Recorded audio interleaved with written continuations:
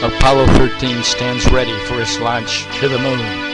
The date is April 11th of 1970. But unknown to NASA, a possible explosion lurks within the innards of the Apollo 13 mooncraft as it prepares to launch for the moon. A frayed electrical wire inside oxygen tank number 2 may ignite an explosion at any moment.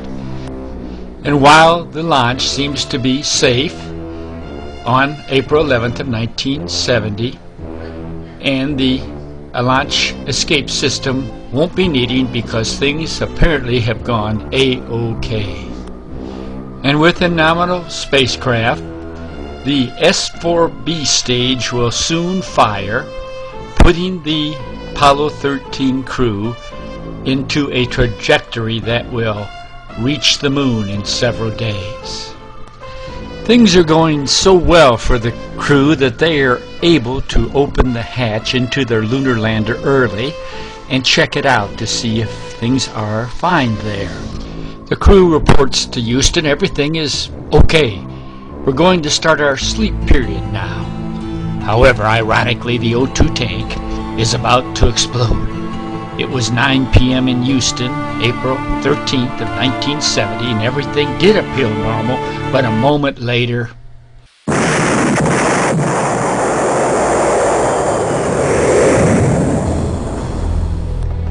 the oxygen tank number 2 has exploded 210,000 miles from Earth. Though no one knows the seriousness of the explosion, this indeed could be the crew's fate. Chief Flight Controller Gene Kranz hears the words in his headset, voiced by Jack Swigert, then Jim Lovell.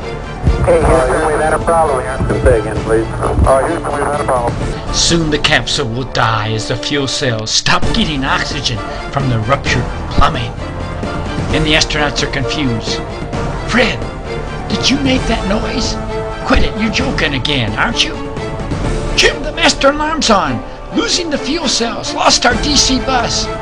No, Jim, I didn't do that. I just checked the lander. It looks fine. Maybe the cabin of the lander ruptured and we're losing oxygen. Maybe we've been struck by a meteor. In minutes, the situation becomes very grave. The crew switches to emergency batteries as the fuel cells go. The press alerts the world to Apollo 13's great need. 3 astronauts' lives hang on the limb. Yes, it is very serious, such that the United States Senate issues a proclamation, a resolution urging businesses and others to make time for prayer.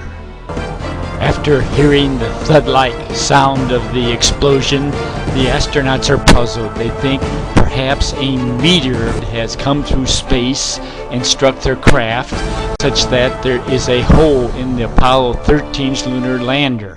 They nearly remove their only hope for survival.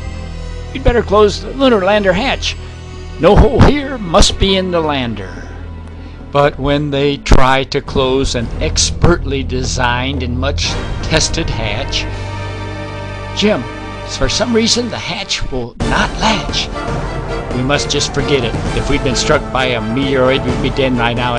The open hatch is fortunate because a moment later, the DC bus exploded. It's dropping. Our fuel cells are gone. Turn on the emergency batteries, quickly.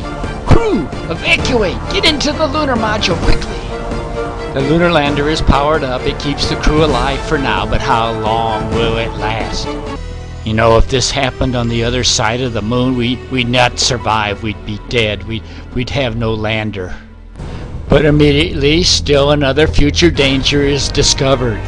Too much command module battery power was used while the lander was being powered up. Mission Control calls the NASA Lunar Lander Power Manager. He is wakened by the phone. He listens. This is Mission Control. We don't have enough battery power to re-enter. Strange, he thinks. I just watched a movie called Marooned at the theater. It was about astronauts trapped in space. In the movie, there was just this kind of a situation. A procedure begins to form in his mind. Suddenly, the fix comes to his mind. It was in the movie. I'll jumper power from the lander's large batteries to those emergency batteries in the command module. It should work. But when the jumper charge of the command module batteries by the large lunar module batteries is tested on the computers at Mission Control. Houston, we are starting your suggested jumper charge now. It barely worked. One of the lander batteries popped. I heard the noise. The rescue craft, the lifeboat, the lunar lander was designed for a two-day mission, and now there are not enough scrubbers, that is CO2 filters, to take the gas atmosphere. There are 3 men on board, and the trip home to Earth is 4 days. And the manager called out, tell the guys we need a fix fast on this problem. It's that there is a plentiful supply of the square command module carbon dioxide filters, but they will not fit into the round barrel, the round receptacle in the lunar lander system. A group of engineers in a back room at the Manned Spacecraft Center puts all the items they know are on board Apollo 13 on a table. In Betty Crocker cookbook fashion, the crew has put the device together following instructions from Earth. Houston, it's built like you told us. Does it work? We sure hope so.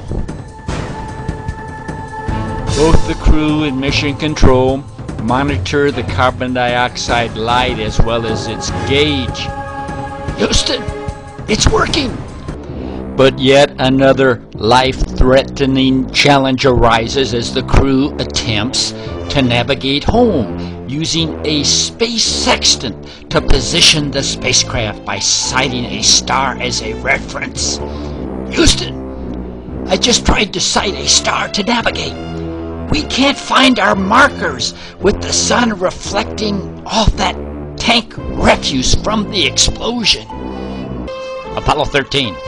Don't worry, we found something in the computer to help you. It's amazing we found this. Astronauts must have computer programs to steer their spaceship. The programs need some place to start, a point in space like a star. Years before the Apollo 13 mission, a guidance engineer had worked out a way to navigate in space without stars. He used the sun and the Earth's and the moon's terminator lines, which can always be sighted. Lovell checks the navigation with the sun. It worked! It was a unique coincidence that not only was such a procedure found in the computers, but the only person to have tried it before was the commander of Apollo 13, Jim Lovell. The last peril is perhaps the most threatening, a hurricane moving toward the landing site. The fate of Apollo 13 hinges on the movement of Hurricane Helen. At the Space Center, the re-entry officer, known as the Retro, faces a problem: where to land. The weathermen respond, Retro, you had better change the landing site. The hurricane is moving toward it. No, I don't think we will change it. And despite the prediction of the weathermen, Hurricane Helen moves elsewhere. Apollo 13 lands in calm seas, in fact, the most accurate landing of the program. The crew is safely in the Pacific Ocean. Yes, and though the gyros had only a few hours to warm up, this was among the most accurate landings. The entire world rejoices. The Apollo 13 astronauts are safely home again.